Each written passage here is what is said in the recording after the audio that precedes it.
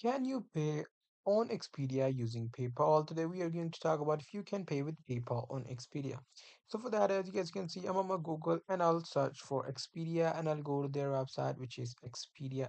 So I just wrote Expedia jobs. I'm gonna type in Expedia and then go to expedia.co.uk. Now here I'm gonna select any of the flight randomly. So I just search for the flight. I'm gonna do it randomly. Now so that we can go to the checkout. In the checkout we can check if you can pay with the PayPal. Now here, as you guys can see, I'm at the I will be at the checkout in few moments.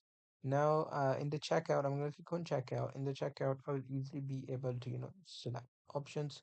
So here I'm just gonna scroll down, and as you guys can see, you can pay using the debit/credit card, and you cannot use the PayPal right here.